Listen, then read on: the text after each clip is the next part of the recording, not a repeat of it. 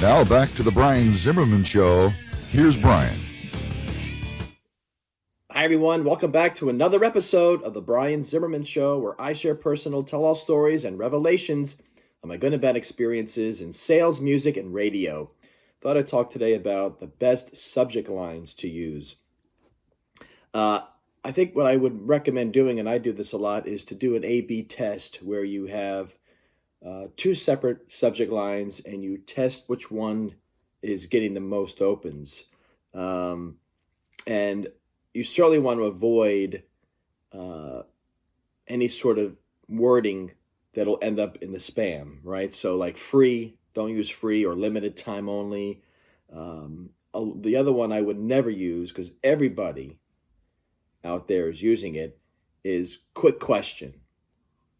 That's like a sales pitch is coming.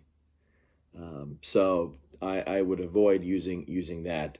The best subject lines really are 2 or 3 words. And some of the best subject lines that I've used, that I've gotten a lot of opens with, new clients is one of them. Brian's proposal. Did I drop the ball? Did I lose you?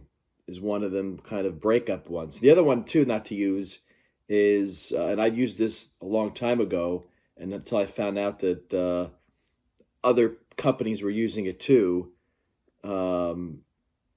Should I stay or should I go? I worked for a company that I forget how I came across it. Probably one of my sales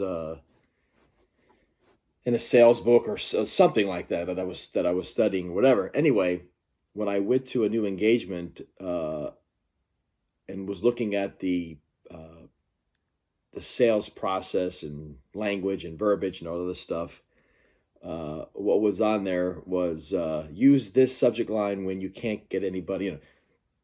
Should I stay or should I go? And right away, I stopped using that subject line. Our conversation is another good one. It reminds people that we've talked to this person. So, and again, do those A/B testing. Test which ones work for you. There's no magic bullet, right? It's all about testing which one works best for you. But again, try to stick with the 2 or 3 words.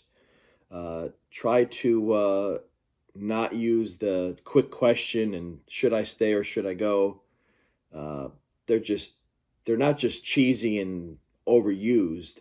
You want to stand out, right? And if you're using what everybody else uses, you're not going to grab attention that quick.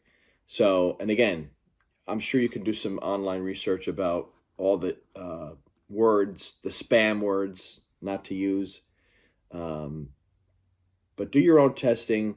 Drop me in the comments if you're on YouTube what subject lines work for you. Love to hear what's working for you. But that'll do it for me. As always, thanks for tuning in, and I'll see you next time.